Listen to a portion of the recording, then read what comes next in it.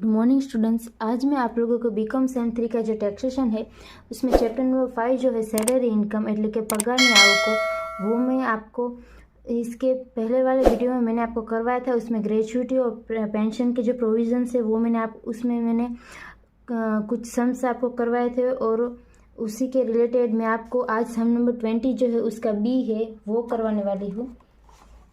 इसमें ऐसा दिया गया है, Sri Ajit retired from Amir Company Limited on 30 July 2021 after completing service of 30 years and 6 months. He received gratuity of rupees 3,10,000. Other particulars are as under. Basic salary was rupees 20,400 per month from 1st April 2021. Increase rate was rupees 600 from 1st April every year. DNS allowance was 40% of basic salary and 50% of which was added to basic salary of the purpose of provided fund contribution. Compilate a taxable gratuity of the assessment year 2020-23. એટલે કે શ્રી અજીત અમીર limited કંપનીમાંથી તારીખ 30 જૂન 2022ના રોજ 30 વર્ષ અને 6 માસની નોકરી કર્યા પછી નિવૃત્ત થયા હતા।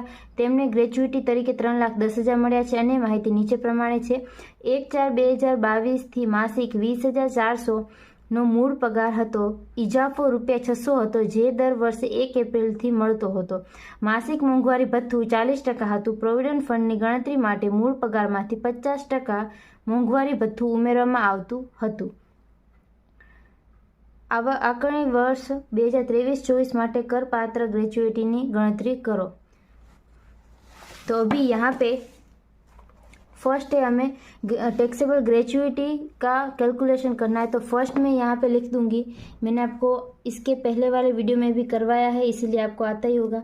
फर्स्ट में 20 लाख लिख दूंगी। उसके बाद एक्चुअल में मुझे क्या मिला है, तो एक्चुअल यहाँ पे दिया गया है 3,10,000 एक्चुअल ग्रेच्युटी 3,10,000। उसके बाद थर्ड है लास्ट 10 मंथ का एवरेज इंटू 1/2 इंटू क्या करना है, तो वो कितने साल तक कंपनी में जॉब की है उसने, तो वो यहाँ पे 30 ईयर्स है। ये जो ऊपर के 6 मंथ है वो यहाँ पे हमें राउंड ऑफ नहीं करने हैं, यानी कि 30 ईयर्स हम लोग लेंगे। अभी यहाँ पे लिस्ट ऑफ 10 ईयर्स का एवरेज है, तो वो अभी हम लोग कैसे निकालेंगे। तो अभी यहाँ पे दिया गया है कि ये जो बंदा है श्री अजीत, वो क्या करता है, तो उसकी बेसिक सैलरी क्या है, तो वो 20,400 है पर मंथ फ्रॉम 1st अप्रैल, यानी कि 1st अप्रैल से 20,400 उसकी सैलरी थी। अभी वो रिटायर कब हो रहा है, तो वो 30 जून को रिटायर हो रहा है, यानी कि अप्रैल मई एंड जून की उसकी सैलरी होगी 20,400। अभी उसके बाद यहाँ पे है उस increase rate was 600 from 1st July every year, यानी कि यहाँ ये जो 1st अप्रैल यहाँ से है उसकी बेसिक सैलरी 20,400 पर मंथ है। इसमें 600 इंक्लूड है, और यानी कि उसके पहले की इसकी सैलरी क्या होगी, तो इसके पहले के जो मंथ है अप्रैल से पहले वाले के, यानी कि मार्च, फरवरी, जनवरी, दिसंबर, नवंबर, अक्टूबर और सितंबर। ठीक है, अभी ये जो मंथ है उसमें उसकी सैलरी क्या होगी, तो वो होगी ये जो 20,400 है उसमें से हम लोग -600 कर देंगे, तो हमारा यहाँ पे आंसर आएगा 19,800। तो ये हुई उसकी मंथ की सैलरी कब, तो वो 1st अप्रैल 2021 से पहले की, तो वो भी मैं यहाँ पे लिख दूंगी।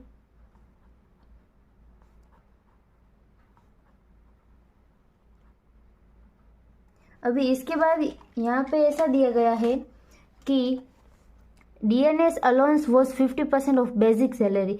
बेसिक सैलरी का हमें 40% लेना है। उसके बाद यहाँ पे दिया गया है 50% of which was added to basic salary for the purpose of provident fund contribution, યાની કે પ્રોવિડન્ટ ફંડ એટલે કે પ્રોવિડન્ટ ફંડ માટે 50% જોગવાઈ એમાંથી કરેલી છે मूल पगारમાંથી। तो यानी कि यहाँ पे डीएनएस अलाउंस यहाँ पे पर मंथ बोला है इन्होंने, ये जो है added basic salary for the purpose fund contribution. तो यहाँ पे ये जो है वो बेसिक सैलरी के, यानी कि यहाँ पे ये जो मंथली इनकम है, मंथली सैलरी है, उसमें से हम लोग डीएनएस अलाउंस पहले ढूंढेंगे। तो मार्च 2021 टू सितंबर 2020 तक की उसकी सैलरी है 19800। अभी इसमें प्लस हम लोग हाफ करेंगे और इनटू हम 40% करेंगे। क्यों?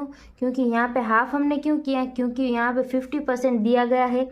वो क्या दिया गया है? तो वो है purpose of provident fund contribution के लिए, એટલે કે માન્ય પ્રોવિડન્ટ ફંડ માટે 50% આપેલું છે, यानी कि यहाँ पे हम लोग हाफ लेंगे इनटू 40% हम लोग करेंगे। तो यानी कि ये हमारा 20% आ गया।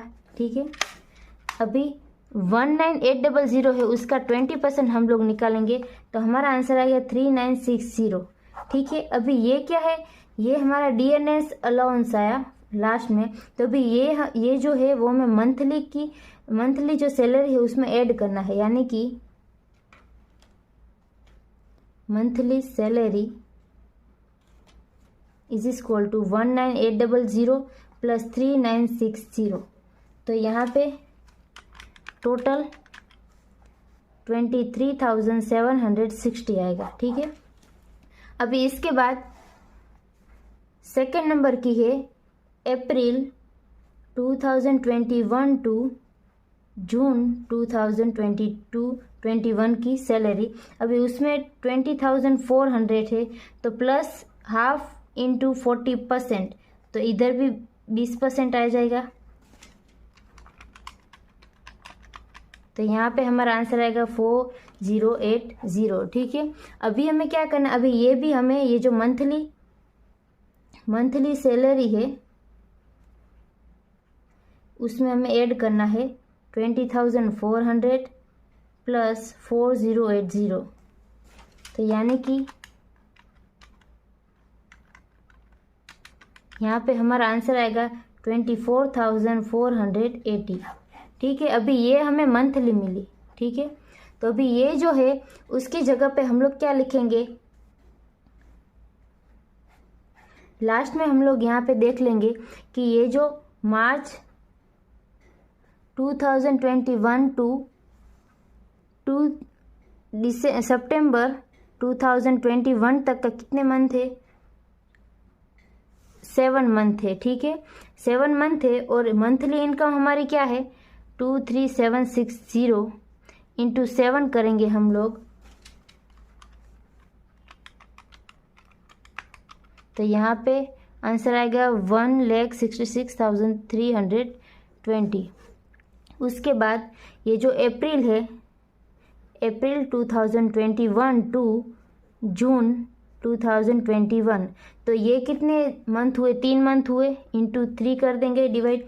अभी यहाँ पे मंथली इनकम है 24,480,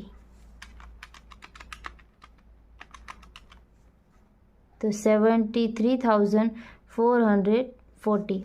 अभी इन दोनों का हम लोग टोटल करेंगे तो लास्ट हमें 10 मंथ की सैलरी मिलेगी, मंथ की सैलरी। तो इन दोनों का टोटल, तो वो यहाँ पे आया 2,39,760। अभी इसको हम लोग क्या करेंगे? डिवाइड हम लोग 10 से करेंगे। क्यों? क्योंकि हमें एवरेज निकालना है। तो यहाँ पे आंसर आएगा 23,976। तो अभी ये जो है वो हमें यहाँ पे पुट कर देनी है वैल्यू। तो अभी इसको हम लोग सोल्व करेंगे तो यहाँ पे हमारा आंसर कितना आएगा?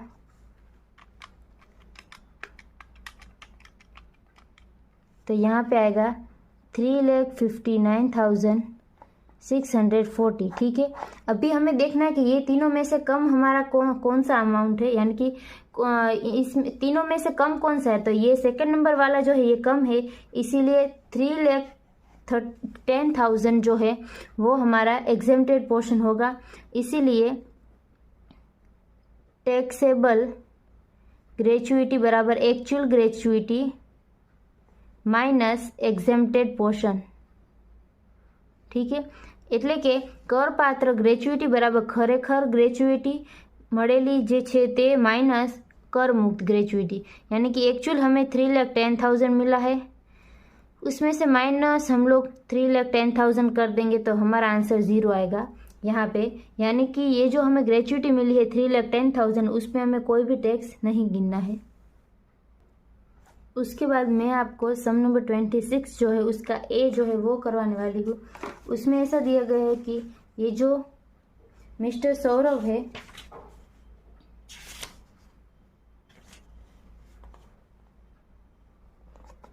Mr. Saurav retired from his job after 29 years and 6 months and 15 days of the service on 17 December 2021 and received gratuity amounting rupees 4 lakh. His basic salary at the time of the retirement was rupees 6,000 per month. DNS allowance was 1,800 per month. Commission on turnover 1%. He got in an increment on 1st April 2021 of rupees 1,000 per month is basic salary. Turnover achieved by the SSC rupees 1 lakh per month. Calculate his taxable gratuity for the assessment year 2022-23 if he is a government employees or non-government employees covered under the payment of gratuity act. એટલે કે mister Sourav તારીખ 17/12/2022 રોજ 29 વર્ષ અને 6 માસ અને 15 દિવસની નોકરી પૂર્ણ કરીને નિવૃત્ત થયા અને તેમને 4 લાખની ગ્રેચ્યુટી મળી। નિવૃત્તિ માટે તેમને મૂળ પગાર 6,000 અને મોંઘવારી ભથ્થું 1,800 માસિક અને કંપનીનું ટર્નઓવર પર કમિશન 1% હતું। તેમને તારીખ 1/4ના રોજ 1,000નો ઇજાફો પગારમાં મળેલ હતો। કંપનીનું ટર્નઓવર 1 લાખ માસિક હતું। આકારણી વર્ષ 2023-24 માટે કરપાત્ર ગ્રેચ્યુટીની ગણતરી કરો। જો તે સરકારી કર્મચારી હોય, સરકારી कर्मचारी न हो પણ पेमेंट ऑफ ग्रेच्युटी एक्ट हेठળ कर्मचारी हो। यानी कि यहाँ पे फर्स्ट हमें कंडीशन दी गई है, अगर वो गवर्नमेंट एम्प्लॉय है, गवर्नमेंट एम्प्लॉय अगर वो है तो वो क्या होगा, फुल्ली टैक्स फ्री। ठीक है, उसके बाद सेकंड नंबर की कंडीशन यहाँ पे है non government employees covered under the payment of gratuity act, यानी कि ग्रेच्युटी एक्ट के अंडर आता हो जो, तो उसके लिए प्रोविज़न क्या था मैंने आपको बताया था। फर्स्ट हमें 20 लाख लेना है, उसके बाद सेकंड जो है एक्चुअल लेना है, उसके बाद थर्ड जो है उसको हमें क्या करना है, लास्ट जो मंथ की सैलरी है into 15/26 into number of year. यहाँ पे राउंड ऑफ करना होगा हमें, अगर 6 मंथ से ज़्यादा वो जॉब कर रहा है तो। ठीक है, अभी यहाँ पे एक्चुअल ग्रेच्युटी हमें क्या दी गई है, तो वो यहाँ पे है 4 लाख। ठीक है, जब भी वो रिटायर होता है तब हमें एक्चुअल ग्रेच्युटी जो है 4 लाख मिली है, इसलिए यहाँ पे मैं 4 लाख लिख दूँगी। उसके बाद यहाँ पे लास्ट मंथ जो है उसकी सैलरी कितनी होगी, तो यहाँ पे दिया गया है कि ये जो बंदा है उसकी his basic salary at the end of retirement was 6,000 per month. ठीक है, पर मंथ कितनी थी रिटायर के टाइम पर, 6,000 थी। प्लस अभी हमें क्या करना है, तो 1,800 पर मंथ है क्या, तो DNS अलाउंस, तो 1,800 कर दिया तो यहाँ पे आंसर आएगा हमारा 1800 यानी कि 1,800। ठीक है, अभी ये जो है वो हमें कहाँ पे लेना है, तो वो यहाँ पे हमें लिख देना है। क्यों, क्योंकि यहाँ पे मैंने आपको लिखवाया था कि लास्ट जो उसका मंथ है उसकी बेसिक सैलरी लेनी है, और यहाँ पे उसकी जो DNS અલાઉન્સ એટલે કે મોંઘવારી ભથ્થું પણ આપેલું છે, तो वो भी हमें यहाँ पे लेना होगा। ठीक है, अभी इसका टोटल 7800 वो मैंने यहाँ पे लिख दिया। तो अभी हम लोग क्या करेंगे, इंटू 15 डिवाइड बाय 26 और नंबर ऑफ ईयर यहाँ पे कितने 30 है। कैसे हमें पता चला कि यहाँ पे 29 ईयर्स उसने जॉब की है और ऊपर 6 मंथ और उसके ऊपर भी 15 डेज है। यानी कि मैंने आपको बोला था कि 6 मंथ्स के ऊपर अगर वो ज़्यादा जॉब कर रहा है तो हमें राउंड ऑफ करना है, यानी कि यहाँ पे हम लोग 30 लेंगे। तो 7800 इंटू 15 इंटू 13 डिवाइड बाय 26, तो यहाँ पे आंसर आया 1 लाख। मैं यहाँ पे लिख रही हूँ 1,35,000। अभी फर्स्ट है 20 लाख, सेकंड है 4 लाख और थर्ड है 1,35,000, यानी कि इन तीनों में से हमारा कम कौन सा है, तो 1,35,000। तो अभी हम लोग ये यहाँ पे लिखेंगे कि taxable gratuity is equal to actual gratuity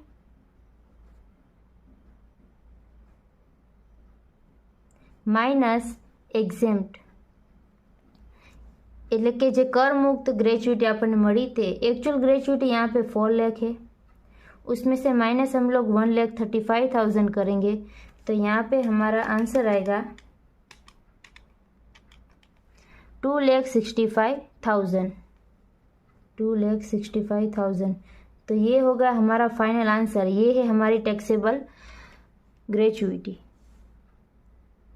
उसके बाद मैं आप लोगों को सम नंबर 21 जो है वो करवाने वाली हूँ। उसमें ऐसा दिया गया है कि मिस्टर ए जो है वो retired on 31 October 2021 after completing 30 years service and received rupees 5 lakh as a gratuity from his employer. His average monthly salary for the 10 months before the month of retirement was rupees 16,000.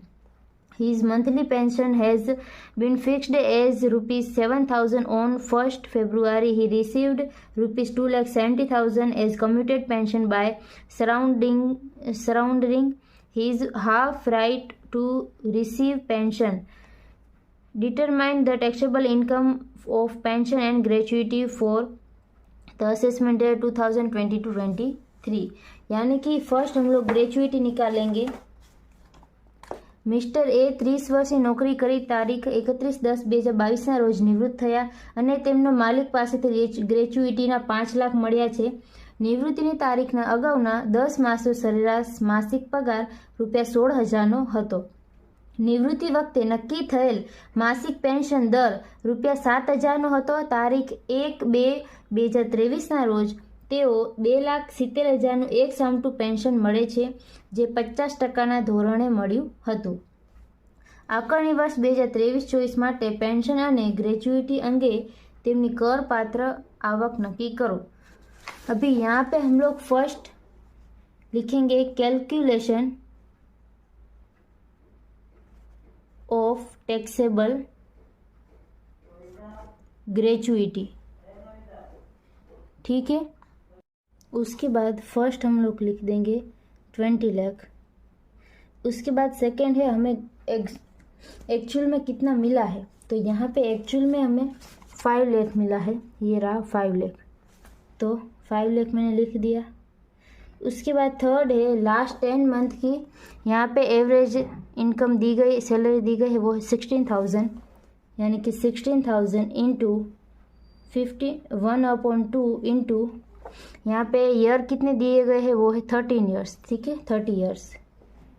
तो यहाँ पे इसका answer क्या होगा,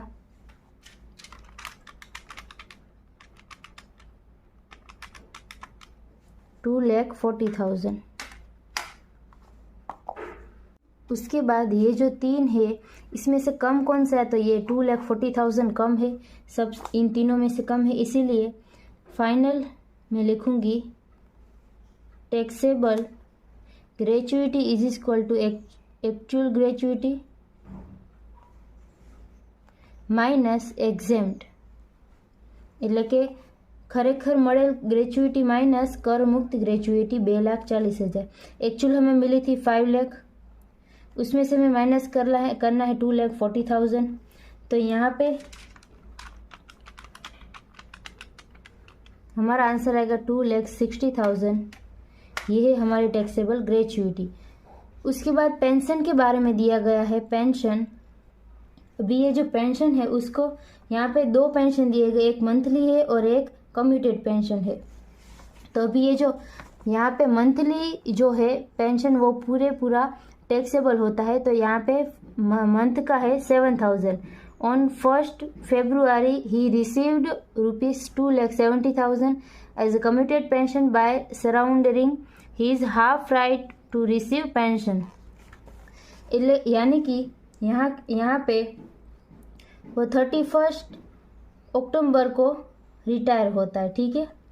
तो उससे पहले यानी कि यहाँ पे ये जो 7,000 दिया गया है पर मंथ पेंशन, तो इसको हम लोग इंटू 3 से करेंगे। क्यों? क्योंकि अभी यहाँ पे 1 फरवरी को वो 2,70,000 कम्यूटेड पेंशन उसको मिल रहा है। तो उसके पहले के कितने मंथ, ठीक है, तो उसके पहले के नवंबर, दिसंबर, अभी यहाँ पे वो रिटायर हो रहा है तो उसके बाद वाले मंथ कितने हुए, तो नवंबर, दिसंबर एंड जनवरी। तो 3 मंथ हुए, तो 7,000 इंटू 3 करेंगे तो 21,000 आ गया। उसके बाद ये जो 1 फरवरी के बाद वो 2,70,000 कम्यूटेड पेंशन ले जा रहा है, तो उसका क्या बोला है कि वो 50% के हिसाब से हमें लेना है, इसका 50%। तो 7,000 जो है उसका 50% क्या होता है 3,500 इंटू हम लोग क्या करेंगे इंटू 2 करेंगे। क्यों? क्योंकि यहाँ पे हमारा ये जो फरवरी और मार्च, उसके बाद हमारा असेसमेंट ईयर पूरा यहाँ पे होता है, इसीलिए फरवरी और मार्च ये 2 मंथ हम लोग यहाँ पे कंसिडर करेंगे, यानी कि 2। तो यहाँ पे 7,000 आएगा, इन दोनों का हम लोग टोटल करेंगे तो 28,000 टैक्सेबल है। उसके बाद कम्यूटेड पेंशन के बारे में मैं बता रही हूँ।